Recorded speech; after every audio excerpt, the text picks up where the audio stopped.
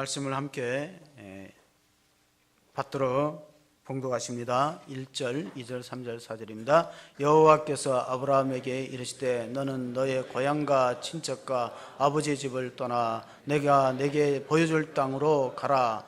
내가 너로 큰 민족을 이루고 내게 복을 주어 내 이름을 장대하게 하리니 너는 복이 될지라. 너를 축복하는 자에게는 내가 복을 내리고 너를 저주하는 자에게는 내가 저주하리니 땅의 모든 족속이 너로 말미암아 복을 얻을 것이라 하신지라. 이에 아브라함이 여호와의 말씀을 따라갔고 롯도 그와 함께 갔으며 아브라함이 하란을 떠날 때 75세였더라. 아멘.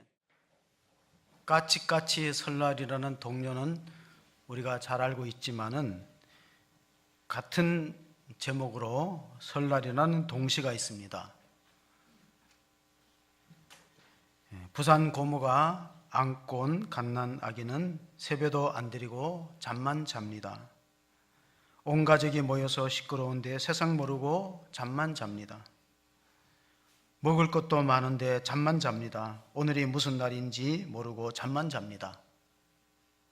제가 좀 빨리 갔죠?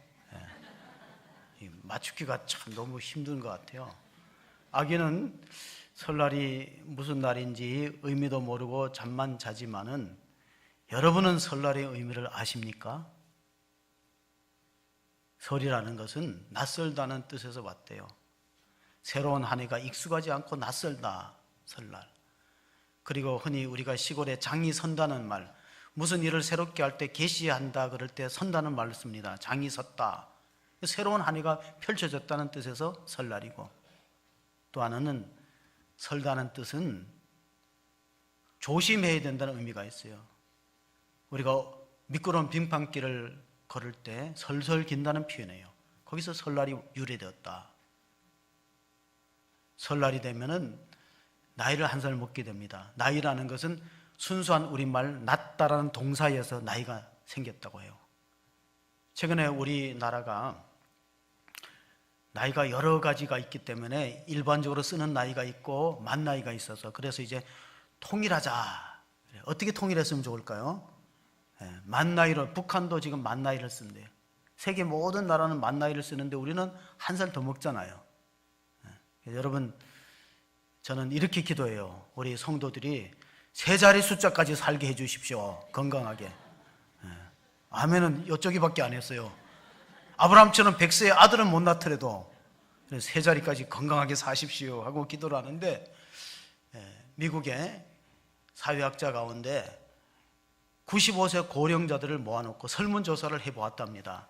당신이 다시 한번 인생을 살다면 어떻게 살고 싶으냐? 살아오면서 뭔가 후회되는 거 있으면은 얘기해보라. 그러니까 세 가지 공통점이 있어요. 미국 사람이니까 물론 영어로 답했겠죠. 리스크 모아, 좀 더 많은 모험을 해보고 싶다. 리플렉트 모아, 더 많은 성찰을 해보고 싶다. 땡큐 모아, 더 많은 감사를 해보고 싶다. 내가 만약에 인생이 다시 주어져서 내가 지금 95세면 살 만큼 살았잖아요. 근데 다시 살 수 있다면 좀 모험을 해보고 싶다. 그런 이야기를 했습니다. 19세기의 소설가 마크 트웨인은 톰 소여라는 모험이라는 톰 소여의 모험, 우리가 알려진 작품입니다. 그걸 썼는데 이렇게 말했어요. 당신이 20년 후에 지금 실패한 일에 대한 후회보다가 시도하지 않은 일에 대한 후회가 더 클 것이라는 것을 기억하라. 그래서 사람들은요, 행동했다가 실수하면 잠시 아픔을 느끼지만 아예 실행조차 못하면 평생 후회하는 거예요. 그래서 소크라테스도 비슷한 말이 있잖아요. 결혼해라, 후회할 것이다. 결혼하지 말라, 후회할 것이다. 그러면 어떻게 돼요? 하고 후회해야지. 아멘 안 하시네. 저는 독신자가 너무 늘고 결혼 안 해요. 그러니까 해보고 후회하는 게, 해보고 하는 후회는 안 하고 하는 후회보다가 낫다는 뜻입니다.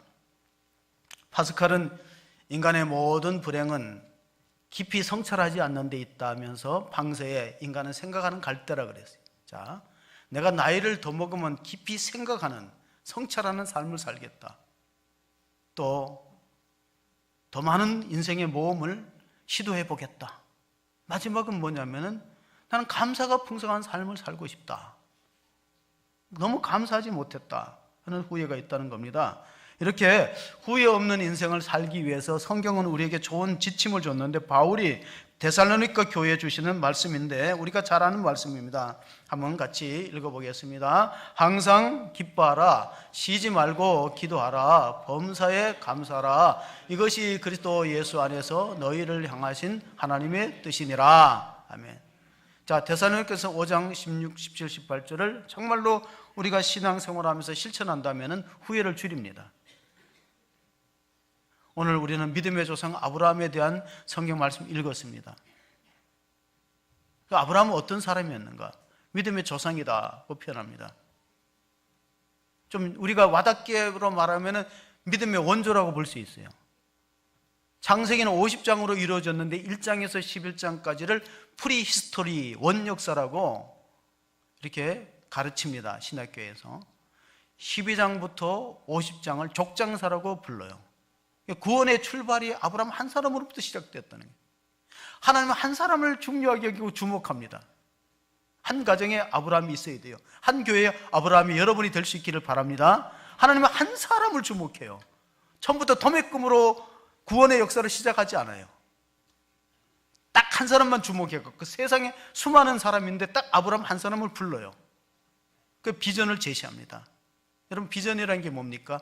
하나님이 보여주는 게 비전입니다.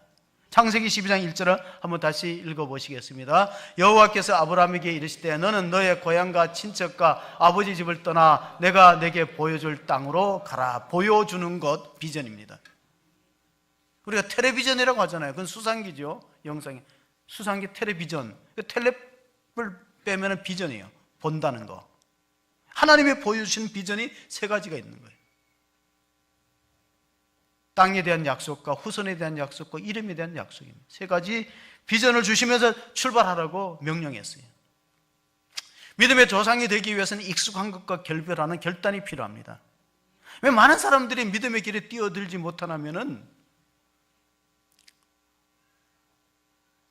결단이 필요해요. 결심이. 신앙생활은 모험하는 거기 때문에 두려운 거죠. 자기가 누리고 있는 익숙한 삶의 환경에서부터 떠난다는 두려움이 있습니다. 고대 사회는 사형다음으로 무서운 게 추방이에요. 자기 고향 본토 친척집을 떠나서 객주로 나간다는 것은 삶의 근거를 잃어버리고 불안하고 언제 목숨을 잃을지도 몰라요. 남극의 펭귄들은 배가 고프면 바다에 물고기가 있는 걸 알지면서도 뛰어들지 못해요. 왜냐하면 바다에는 물고기만 있는 게 아니라 바다 포병과 물개들이 펭귄을 잡아먹으려고 기다리니까. 그때 용감하게 먼저 앞장서서 뛰어드는 펭귄을 퍼스트 펭귄이라고 불러요. 그럼 나머지들이 TV에서 보면 나머지가 한 마리가 탁 용기 있게 바다로 뛰어들면 나머지가 우르르 쫓아들어가서 물고기를 잡고 배고픔을 해결하잖아요. 그게 믿음의 원조예요. 아브라함이 그런 삶을 살았습니다. 아브라함 믿음의 조상이고 믿음의 원조예요. 음식점도 원조가 좋죠. 어떤 사람은 닭갈비, 원조 닭갈비, 원조 떡볶이, 원조 해장국. 저기 대부도 가니까 전부 다 자기네가 원조 칼국수라고 써놔가지고 할머니 1호, 2호 적었더라고요. 외국 사람들이 우리나라에 와서 식사할 때 깜짝깜짝 놀라는 일이 생긴대요. 나랑 같이 가갖고 할머니 산채 비빔밥 좀 먹자 그러니까 뭔 말인지 못 알아듣고 다시 말해보려니까 할머니 산채 비빔밥. 웃으시는 분은 그래도 유머 감각이 있으시는데 뭔 뜻인지도 모르고. 폴 툴루니에라는 심리학자, 기독교 심리학자가 모험으로 사는 인생이라는 책을 썼는데, 우리 인생이라는 것은 하나님이 지휘하시는 모험과 같다는 거예요. 모험으로 사는 인생. 하나님 우리를 안전지대에 두지 않고 왜 자꾸 미지의 세계로 가라고, 개척하라고 말씀을 하시는가? 아브라함은 어떤 의미에서 그 가정에 믿음의 개척자였습니다. 근데 하나님이 그 가문을 복을 주니까 아브라함의 후손으로 다윗이 오고 다윗의 후손으로 예수님이 오시잖아요. 그러니까 한 사람 첫 출발점이 얼마나 중요합니까? 미국의 정치가면서도 과학자였던 벤자민 프랭클린은 세 가지 고백을 했어요. 내 인생이지만 내 마음대로 안 되더라. 내 인생이 내 건데 내 마음대로 안 된다는 거예요. 그리고 가만히 보니까 하나님의 뜻대로 이루어지더라. 그러므로 하나님의 말씀에 순종한 만큼 성공이고 행복이더라. 이게 프랭클린의 고백이에요. 하나님 말씀에 순종하고 다른 것만이 내 인생의 성공이고 행복이었다는 것입니다. 그러면 아브라함에게 주신 비전이 구체적으로 뭐냐? 하나는 이제 땅에 대한 것과 후손에 대한 것과 이름에 대한 건데요, 가만히 보면 이게 한 나라를 형성하는 세 가지 기본 단위예요. 우리가 학교에서 배웠습니다. 국가를 형성하는 세 가지가 무엇입니까? 영토, 또 주권, 국민. 아브라함을 통해서 한 나라가 형성될 것이라는 비전을 제시한 겁니다. 우리는 과거 일제 36년 동안 나라를 잃은 식민지 백성의 서름을 당했어요. 그래서 올해가 김인현 3인 독립만세를 부린 지가 100주년 되는 해요. 그래서 한국의 기독교 연합단체나 또 많은 사람들이 이 날을 꼭 기념해야 된다. 우리가 100년 전에 얼마나 힘들었어요. 1919년 나라 잃은 채. 근데 가만히 보면은 백성도 있었고 영토도 있었는데 주권을 빼앗겼어요. 그게 바로 이름을 빼앗겼어요. 우리는 언어와 우리 말과 우리 이름을 마음 놓고 쓸 수 없어요. 만약에 우리가 해방이나 독립을 맞지 않았더라면 저는 제 이름을 쓸 수 없고 아마 일본말로 히라카와라는 이름을 썼을지도 몰라요. 여러분도 마찬가지죠. 자기 이름을 빼앗기고 언어를 빼앗기면 그럼 나라를 잃은 것이죠. 1914년도에 신문에 이런 광고가 났습니다. 런던 타임즈라는 신문의 광고에 남자들 구함, 여자는 제외하고 남자들 구함, 이게 지금도 보존되어 있대요. 그 신문 광고 원판이 누군가가 보존하고 있겠죠. 위험이 많은 여행, 적은 보수, 혹독한 추위, 여러 날 동안 칠흑 같은 얼음 속에 지내야 함. 늘 위험이 따르고 안전하게 귀가를 보장할 수 없다. 그러나 성공만 한다면 명예와 인정을 받을 수 있다. 이 신문 광고를 냈어요. 그게 1914년도 광고예요. 그런데 지원자가 얼마나 모였냐면요, 5,000명 모이고 여성들도 있어요. 그 5,000명 가운데 선발해서 27명을 뽑았어요. 남극 탐험대로.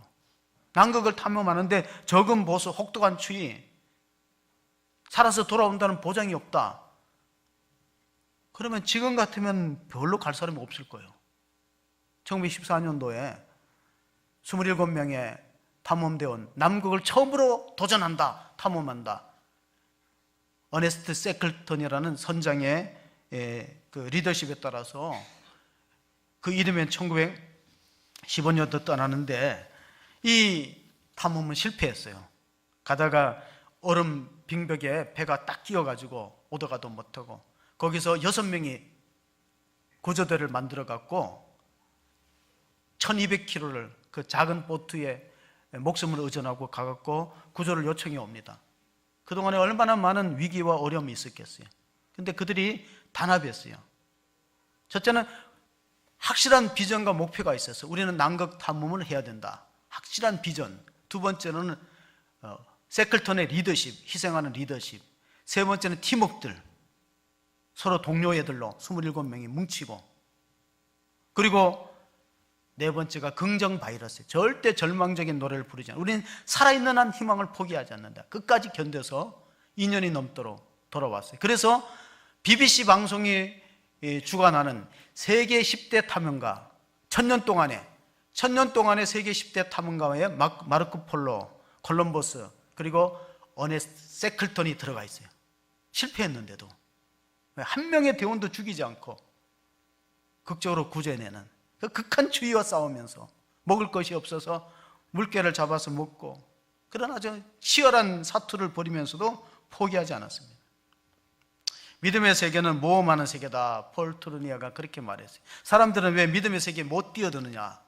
익숙한 것과 결별하고 미지의 세계를 간다는 두려움이 있는데, 모험하지 않으면 신앙은 자라지 않습니다. 결단하는 것. 우리가 하나님 앞에 시간을 드리는 것도 모험이고 물질을 드리는 것도 모험이에요. 근데 모험하지 않으면 자라지 않아요. 여러분, 모험하지 않고 운전을 배우면은 운전을 배울 수 있습니까? 직장을 구하기 위해서는 채용되지 않는 위험을 감수해야 되고, 어떤 연극이나 배역에 캐스팅 하려면 떨어지는 거 감수하고, 배역받지 못하는 거 감수해야 되고, 대학에 들어가려면 떨어질 위험도 감수해야 되고, 미소를 지을 경우에 아무도 미소에 반응하지 않는 위험을 감수하고, 사랑하기 위해서는 상처받을 위험을 감수하지 않으면 사랑하기도 어렵습니다. 또 연설할 때 한 명의 청중이 없는 위험도 감수하고, 설교할 때 한 명도 아멘 안 하는 것도 감수해야 돼요. 뭐 감수하지 않고는 되지 않아요. 배는 항구에 메워두면 가장 안전해요. 그러나 배를 항구에 메워두기 위해서 만든 사람은 없어요. 풍랑이는 바다로 가서 자초하고 목숨을 잃더라도 배는 바다로 가도록 지원받은 거예요. 하나님도 우리에게 그런 삶을 살기를 원하시는 거예요. 다만 조건이 있어요. 두려워 말라, 내가 너와 함께하리라. 함께하리라는 약속을 믿고 가는 것이 믿음의 세계입니다. 아브라함은 그런 삶을 살았어요. 그 아브라함 한 사람 때문에 많은 사람이 복을 받게 되는데, 우리가 구체적으로 다시 한번 본문을 통해서 세 가지 비전이 뭐냐 한번 2절 3절을 같이 읽어보시겠습니다. 같이 읽습니다. 내가 너로 큰 민족을 이루고 내게 복을 주어 내 이름을 장대하게 하리니 너는 복이 될지라. 너를 축복하는 자에게는 내가 복을 내리고 너를 저주하는 자에게는 내가 저주하리니 땅의 모든 족속이 너로 말미암아 복을 얻을 것이라 하신지라. 자, 이 3절의 말씀은 구체적으로 장차 아브라함의 후손을 통해서 그리스도가 오고 예수님이 태어나고 그를 믿는 자가 다 구원을 받고 믿음으로 구원받는 것으로 성취된다고 볼 수 있습니다. 한 사람의 비전이 얼마나 중요합니까? 지금도 사실 이 개척자로 살아간다는 것은 위험하기 그지없습니다. 교회 개척이 상당히 어려운 시대에 접어들었습니다. 그러나 그래도 불구하고 우리가 개척자의 신앙을 가질 필요는 있어요. 현실에 안주하기보다는 개척자의 신앙을 가질 필요가 있다. 하나님 나라의 비전도 똑같이 하나님의 나라가 확장되고 영토가 넓어지고 백성이 많아지고 구원받은 백성이 많아지고 하나님 이름이 높임을 받고, 이런 하나님의 나라를 가장 쉽게 설명할 수 있는 것이 뭐냐면은 하나님의 다스림입니다. 그러니까 하나님의 나라를 하면 우리는 자꾸 장소적인 개념을 생각해요. 예수 믿다가 죽어서 천당 가는 게 하나님의 나라다. 그렇지 않아요. 하나님의 나라는 가정 속에서도 이루어질 수 있고 우리 마음 안에서 출발하고 교회 공동체 한 데도 있습니다. 뭐냐면 하나님의 말씀에 순종하는 백성들이 그의 통치를 받아들이는 거, 그게 하나님의 나라예요. 하나님의 나라가 하나님의 통치라고 그런 개념으로 바꾸어서 생각하면, 아, 하나님의 나라는 하나님의 통치구나. 하나님 통치를 거절하는 사람이 있을 거예요. 불신자지요.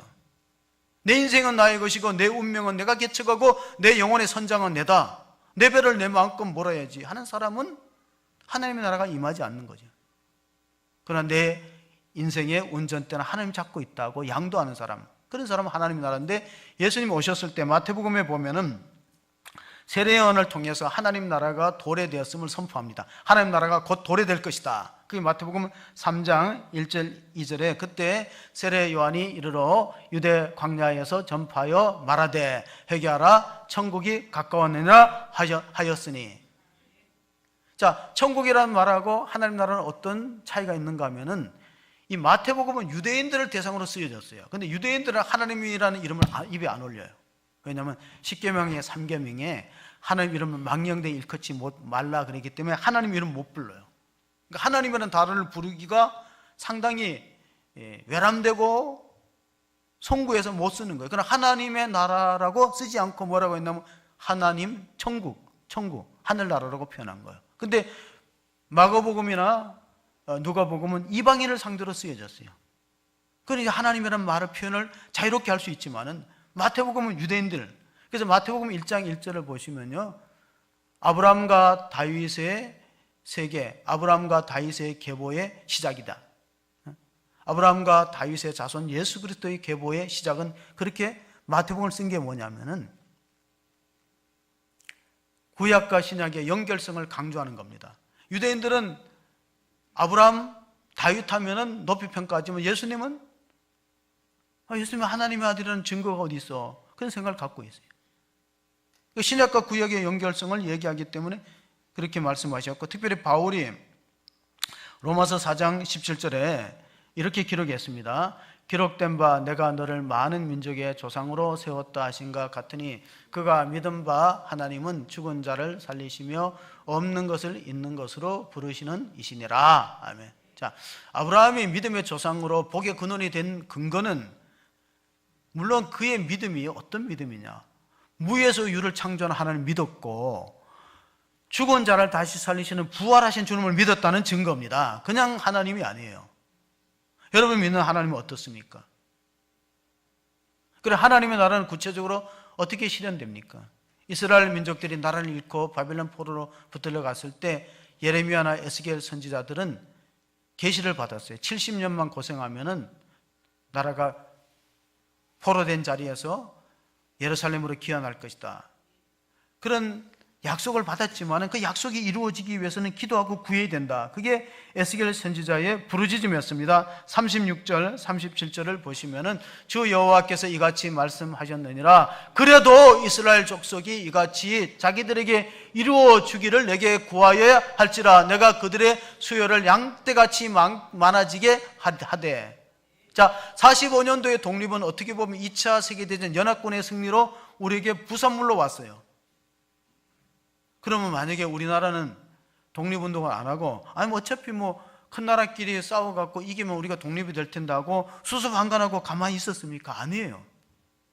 북한도 만주 독립운동가들이 얼마나 자기 생애를 바쳐갖고 나라의 독립을 외치고 싸우고 일제와 싸우고 그렇게 해서 우리가 노력했기 때문에, 헌신했기 때문에 독립과 자유를 얻은 것이지, 그냥 가만히 있는데 다른 나라에 의해서 저절로 되었습니까? 마찬가지로 우리가 아브라함 같은 복을 받기를 원한다면 아브라함의 믿음을 계승할 수 있기를 바랍니다. 야고보서에 그런 말씀이 있어요.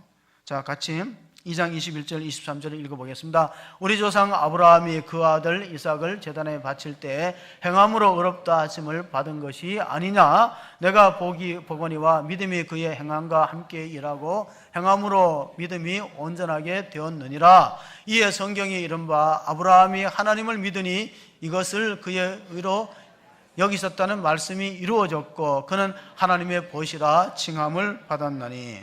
자, 성경을 읽으면서 우리가 갈등하는 게 로마서나 갈라디아서는 믿음으로 구원받는다고 아주 강조하는데 또 야고보서는 행함으로 구원을 받는다 그렇게 말합니다. 그럼 어떤 게 맞느냐? 아브라함은 믿음으로 하나님께 인정을 받고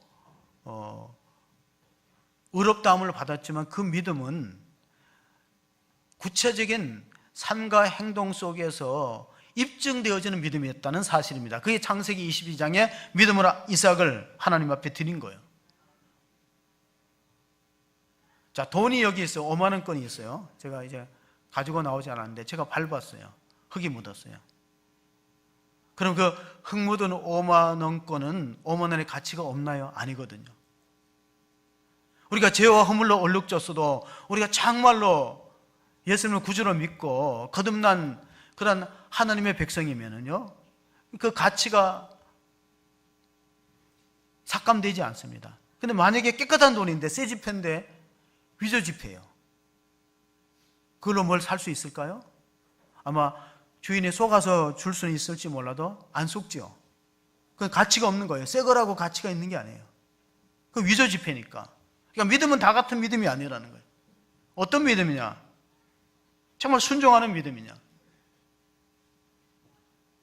믿음이 있다고 하는데 그 믿음을 생활과 삶 속에서 과연 입증될 수 있는 믿음인가? 히브리서에 보면 11장이 믿음장이라고 불러요. 고린도전서 13장이 사랑장인 것처럼 히브리서 11장은 믿음장인데 31절에 보면은 라합의 기생 라합이 이야기 납니다. 믿음으로 기생 라합은 정탐꾼을 평안히 영접하였으므로 순종하지 아니한 자와 함께 멸망하지 아니하였도다. 자, 여호수아가 시딤에서 정탐꾼 둘을 보냈는데 이 여리고성의 기생 라합이 감추어줍니다. 지붕에 감추어주고 피할 길을 열어줘요. 여리고 왕이 보냈어요. 여기 누가 간첩이 오지 않았나 그랬을 때, 낯선 사람이 왔는데 저쪽 길로 갔더라 그랬어요. 만약에 이게 적발되면요, 자기만 죽는 게 아니고 과거에는 옛날 고대에는 삼족을 멸한다고 했어요. 이 뭐냐? 이 믿음은 자기와 자기 가족들이 다 죽을 것을 각오하는 결단이에요. 예수님이 제자들을 부를 때 이렇게 말씀하셨어요. 아무든지 나를 따라오려거든 자기를 부인하고 갈대아 우를 떠나라는 말과 똑같이 익숙한 것과 떠나서 내가 내게 지시할 땅으로 가라. 자기를 부인하고 자기 십자가를 지고 나를 쫓을 것이다.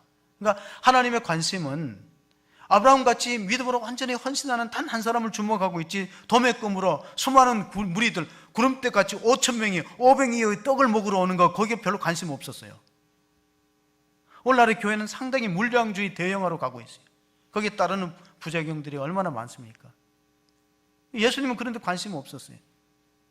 저 사람들은 좋을 때는 오지만은 위기가 닥치고 자기가 신앙으로 인해 손해 가면 다 떠날 사람이라는 걸 분명히 알고 계셨어요. 오늘날도 마찬가지입니다. 참 신앙인가? 교회 위기가 와보면 알아요.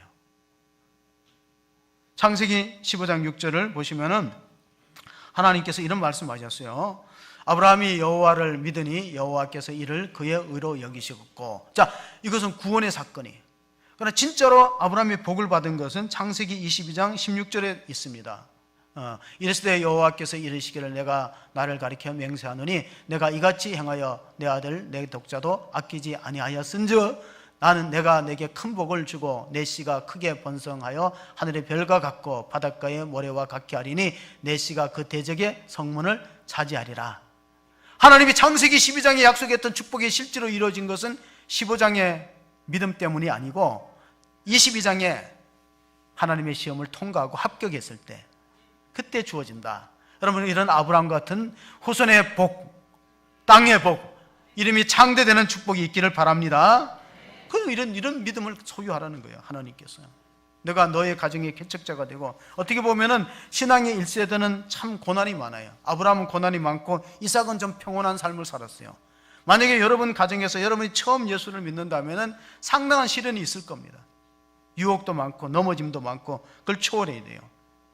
아브라함과 같은 복을 받기 위해서는 갈라디아서 3장 9절에 보시면은 바울이 말했습니다. 갈라디아서 3장 9절에 그러므로 믿음으로 말미암은 자는 믿음이 있는 아브라함과 함께 복을 받느니라.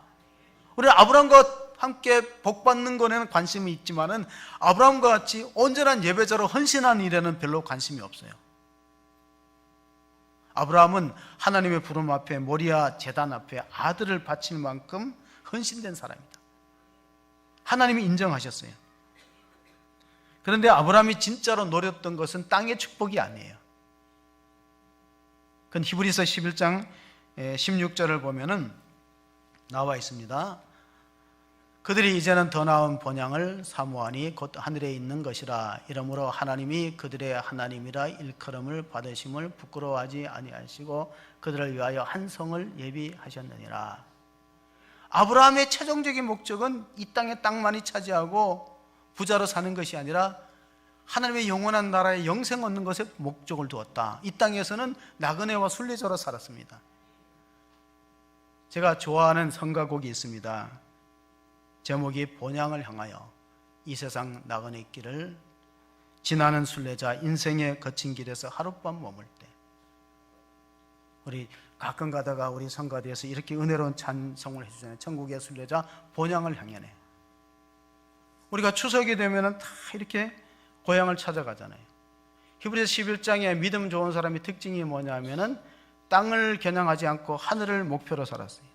하늘을 겨냥해서 살면은 땅은 덤으로 주어지는 거예요. 그런데 땅을 집착하는 사람은 하룻밤 사이에 망합니다. 그게 창세기 11장에 나오는 바벨탑의 사건이에요. 여러분 텔레비 연속극 보시죠.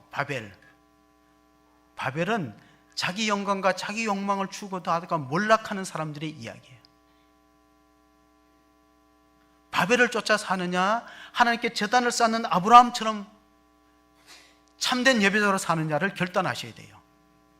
세상의 부귀영화를 쫓아가는 사람이 되느냐, 아브라함처럼 가는 곳마다 제단을 쌓는 예배자가 되느냐, 이게 우리 결단이에요. 도스토옙스키가 한 말입니다. 돌아갈 고향이 있는 사람은 인생길에 절망하지 않는다. 우리나라 사람처럼 고향을 그리워하는 민족이 많지 않아요. 추석이나 구정 때 되면 1천만 이동이 된대. 요즘에는 하늘의 본향을 찾는 사람도 많더라고요. 비행기 타고 공중으로 공항이 미어진대. 내 고향 남쪽 바다 그 파란 물결 눈에 어리네. 구면들 이지리요 잔잔한 그 남쪽 바다. 고향의 노래가 얼마나 많아요. 가고파라는 시, 이번에 마산 앞바다를 보고 노래했다고 전해지는데, 하여튼 우리나라 노래에 보면 고향이 많아요. 고향 무정, 고향 만리, 고향이 좋아, 타향은 싫어, 머나먼 고향, 꿈에본 내 고향. 또 가장 많이 부르는 노래가 고향역이라는 노래. 고향역. 고향역이라는 노래는 거듭난 노래라는 거 아세요? 고향역의 원래 제목이 뭔지 아시는 분 계세요? 나만 알고 있어요? 차창의 어린 모습이 고향역의 원래 노래예요. 1970년도에 임종수라는 무명 작곡자가 5년 동안 무명 생활하다가, 이번에 원래 가수가 되려고 포기하다가 이 곡을 썼는데, 그때 당시에는 이런 노래 못 부르게 했어요. 히트가 딱 됐는데, 그때 이제 잘 살아보세 하고 우리나라가 경제 개발을 하는데, 이런 슬픈 노래, 우울한 노래, 대표적인 노래는 안 된다, 금지곡이 됐어요. 못 불렀어요. 노래가 이제 사라질 쯤 됐을 때 그 노래를 부른 가수가 작곡가를 만나갖고 좀 바꾸자고, 모든 사람이 즐겨 부르는 노래 서정적이고 빠른 템포로 바꾸자. 그래갖고 작곡가가 고민을 하고 집에 가서 옛날 생각을 해보니까, 자기가 옛날에 중학생 때 저기 익산역 가기 전에 항등역을, 기차를, 학교를 통학을 했는데, 원래 고창 출신인데 형님 집에 기거를 하고 학교를 다니는데, 형수가 새벽 5시에 불 때 갖고 밥을 해주는데, 어떤 날은 늦으면 밥을 못 먹고 그냥 허기진 배를 안고 막 20리길을 뛰어서 기차에 올라타면은, 항등역을 지나면요 역사의 코스모스가 보이던데, 그걸 생각하는 거예요. 그러면서 자기가 배고픈 소렁하고 또 어머니 생각나서 그렇게 기차 지나가면서 울었다는 거예요. 그래갖고 이제 노래를 만들었어요. 코스모스 피어있는 정든 고향역. 그 노래 유래가 그렇게 된 거예요. 그러니까 그 노래는 거듭난 노래다. 원래는 차창의 어린 모습이라는 노래로 발표를 했다가 이듬해 새로 만들어졌는데, 제가 얘기하려는 요지는 그건 아니고, 이 사람이 철저하게 불신자였어요. 임종선이라는 사람이 철저하게 불신자인데, 자기를 전도해 준 사람이 있었다는 거예요. 그 사람이 조은파라는 사람이에요. 조은파. 그 다음부터 작사 작곡하는 사람이에요. 칠갑산. 이 사람은 충남 부여 출신인데, 칠갑산이 그쪽에 있는지 저는 칠갑산을 가보지는 못했어요. 근데 그렇게 전도를 하라는 거예요. 만날 때마다, 사무실에 만날 때마다 예수를 믿어야 된다고 교회 나가자 그러니까, 고향역을 만든 사람이 아주 절교를 선언했대. 나한테 전도하려면 다시 날 만날 생각하지 말라. 그래서 끊어버렸어요. 만나지도 않고 끊어버렸는데, 부인이 암병으로 고생하면서 입원해서 사경을 헤매는데, 그 조은파라는 사람이 자기 부인하고 찾아와서 그렇게 간절히 기도하는데 감동을 받았다는 거예요. 내가 절교를 선언하고 나한테 전도하려면 오지 말라 하고 그렇게 냉정하게 박대를 했음에도 불구하고 찾아와 갖고 자기 아내를 위해서 그렇게 열심히 눈물로 기도해 주는 걸 보고 감동을 받고, 자기도 이제 예수 믿게 되었다고 기독교 방송에서 그 얘기를 하더라고. 같이 나와서 토크쇼에서. 나는 저 사람 때문에 예수 믿었다고. 예수 믿을 사람이 아닌데. 그러니까 조은파 작사가는 어떻게 예수를 믿었냐 그러니까, 자기도 1980년대 서울에 하숙 생활하는데, 한 번은 새벽에, 그때는 바깥에 화장실에서 지나가는데 안방에서 소리가 나는데, 그 노부부, 하숙집 주인 노부부가 기도하는 소리에 귀를 기울여 보니까 저 하숙생 청혼의 꿈을 안고 이 서울로 올라왔는데, 성공하게 하고, 특히 예수 믿고 구원받게 해달라고 자기와 자기 가정을 위해서 그렇게 눈물로 기도하는데 충격을 받았대요. 이 조원파라는 사람이 고백해. 나는 그때 충격을 받았다. 낯선 사람, 객지에서 온 사람, 하숙집에 기거하는 사람을 위해서 저 노부부가 어떻게 자기를 위해서 저렇게 기도할 수 있는가. 가족들도 그렇게 하기 힘드는데, 알고 보니까 그분이 사랑의 교회 장로님이셨어요. 그래서 자기가 고향을 생각해 보니까 고향의 어머니가 시골 예배당에서 늘 새벽마다 기도를 하는데 자기는 교회를 나갈 마음이 없었대. 왜? 나도 믿기 힘든 세상에 누구를 믿느냐는 거예요. 내가 내 성공을 위해서 내가 노력해야지 누구의 도움을 구하느냐. 그랬는데 하숙집 주인 어른들이, 나이 드신 장로님 부부가 그렇게 기도하는 걸 보면서 생각을 바꾸고 교회를 나갔어요. 그래서 은혜를 받고, 조은파라는 사람이 은혜를 받고 노래를 하나 썼던 것 중에 하나가 아내에게 바치는 노래, 젖은 손이 예추로. 근데 그거 하고 동창회 가서 욕 시켜 먹었대.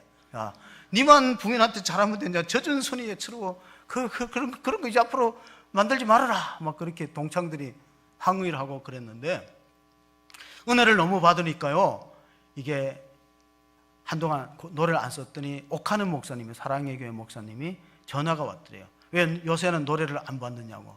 내가 하나님 은혜를 받고 나니까 대중가요를 쓴다는 게 좀 그렇다 그러니까 안 그렇다고 목사님이 격려해 줬대요.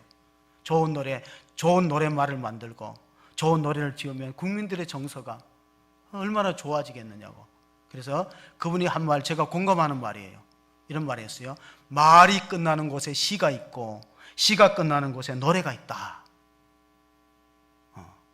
들어보신 분은 저밖에 없나요? 텔레비도 안 보시고 성경책만 보시나요? 자, 성경책을 봅시다. 창세기 12장 4절 한번 봅시다. 같이 읽습니다. 이에 아브라함이 여호와의 말씀을 따라갔고 롯도 그와 함께 갔으며 아브라함이 하란을 떠날 때 75세였더라. 어떤 분이 이 본문을 보면서 롯도가 이미 창세기에 있었다 그러게 고집을 하더라고. 왜요? 그러니까 아브라함은 여호와의 말씀을 쫓아갔고 롯도 따라가고, 롯도가 뭐 창세기에 있다고 우기는데 그건 이제 발음으로 그렇게 나타난 것이죠. 요즘에 경제가 어려우니까 롯도를 구입하는 사람들이 많대요. 롯도가 당첨되면 남자들이 뭘 꿈꿀까요? 남자들의 로망. 롯도가 되면 여성들은 무엇을 꿈꿀까요? 대개 남자는 롯도가 되면 이민을 꿈꾸고 여자는 이혼을 꿈꾼대요. 그래서 우리 집에서 로또 산다고 그러기 때문에 내가 긴장해야 되겠다. 이 로또를 왜 자꾸 살려고, 하나님 말씀을 쫓아가야지 자꾸 왜 로또를 살려고 그러나. 그러니까 아브라함이 가는 목적하고 그 롯이 가는 목적이 달라 했어요. 아브라함 말씀을 쫓아갔어요. 롯은 사람을 쫓아간 겁니다. 사람을 쫓아가는 것은 한계가 있습니다. 언젠가는 실망할 때가 있기 때문에 우리는 이렇게 생각하셔야 돼요. 사람은 사랑의 대상이다. 하나님은 믿음의 대상이고 물질은 믿음의 대상이 아니고 사용의 대상이에요. 이걸 구분하지 못하면 상당한 어려움이 옵니다. 계시록에 보면은 이 세상 나라가 주와 그리스도의 나라가 될 때가 올 것이다. 그리고 교회는 하나님 나라의 전초기지죠. 하나님 나라의 복음을 전하는 그러한 사명을 띠고 그것이 우리의 본질이지만 우리는 다 큰 것을 원하지 작은 것을 원하지 않습니다. 하나님의 관심은 한 사람의 예배자 아브라함에게 주목했다는 사실을 기억하면서 우리 가정에 아브라함이 여러분이 될 수 있기를 바라고 교회 아브라함이 우리 가운데 많이 나올 수 있기를 바랍니다. 하나님이 온전하게 찾으시는 한 사람의 참된 예배자, 그를 통해서 하나님 나라가 확장되는 것입니다. 마태복음 끝으로 마태복음 6장 33절을 한번 읽어보시겠습니다. 마태복음 6장 33절. 그런즉 너희는 먼저 그의 나라와 그의 의를 구하라. 그러면 이 모든 것을 너희에게 더하시리라. 아멘. 어느 젊은 부부가 소도시에 가서 개척을 했는데 1년 동안 열심히 전도지를 뿌렸는데 주일학교 아이들은 좀 있는데 어른이 없는 거예요. 그래 하나님께 새벽에 나와서 울면서 목사님 기도했다. 하나님 이 장소가 아닌 모양이에요. 아무리 애를 써도 작년 선도가 없이 이렇게 교회가 어려울 것 같다고 하는데 새벽 기도 끝나고 집에 가니까 아내가 편지를 하나 줘요. 이거 주일학교 학생 이름 같다고. 가보니까 자기 학교에, 자기 교회에 나오는 주일학교 2학년짜리가 편지를 썼어요. 짧은 내용입니다. 목사님, 저는 찬바람이 부는 날 전도지를 돌리시는 목사님을 멀리서 봤어요. 감기 걸리지 마세요. 많은 사람이, 어른들이 우리 교회에 나왔으면 좋겠어요. 매일 저는 잠자리에 들기 전에 목사님 위해서 기도하고 있어요. 힘내세요. 그래서 개척을 포기하려다가 그 어린아이 하나의 짧은 글을 읽고 용기를 내면서, 아, 내가 어린아이도 예배자라는 사실을 잊었구나. 어른만 예배자가 아니에요. 아브라함 한 사람을 통해서 만민이 구원을 받았듯이 오늘 하나님이 찾으시는 참된 예배자 한 사람, 하나님 앞에 정말로 믿음이 있다는 것을 입증할 수 있는, 살아있는 신앙을 갖고 있는, 하나님께 온전히 헌신된 아브라함 한 사람을 통해서 하나님 나라가 확장되고 그 비전이 성취되는 놀라운 축복이 저와 여러분을 통해서 이루어지기를 주님의 이름으로 축복합니다. 아멘. 하나님 아버지, 구정 명절을 앞두고 아브라함의 믿음을 돌아봅니다. 믿음이 있다는 것은 곧 순종을 말하는 것입니다. 아브라함은 온전히 하나님 말씀을 쫓아서 갈 바를 알지 못하고 미지의 땅을 개척자의 마음을 가지고 출발했습니다. 위험이 기다리고 어려움이 있고 고난이 우리 앞에 펼쳐질지라도 하나님의 나라를 들어가는 자는 많은 환난을 겪어야 되고 감당할 수 있는 그러한 믿음을 저희들에게 허락하여 주시옵소서. 우리 가운데 우리 가정에 아브라함이 나오게 하시고 교회에 아브라함 같은 믿음의 선진이 나올 수 있도록 축복하여 주셔서 하나님 나라가 확정될 수 있는 은혜를 허락하여 주시옵소서. 그 아브라함 한 사람을 통해서 가정의 후손이 복을 받고 그 땅의 지경이 넓어지고 이름이 창대되는 은총이 있게 하여 주시옵소서. 우리 모두는 이 땅의 나그네입니다. 영원한 본향을 향해서 포기하지 말고 낙심하지 말고 믿음의 씨앗과 전도의 씨앗을 뿌릴 때 한 생명 한 가정이 구원되는 열매를 거둘 수 있도록 축복하여 주시옵소서. 우리 구주 예수 그리스도의 이름으로 기도하옵나이다. 아멘.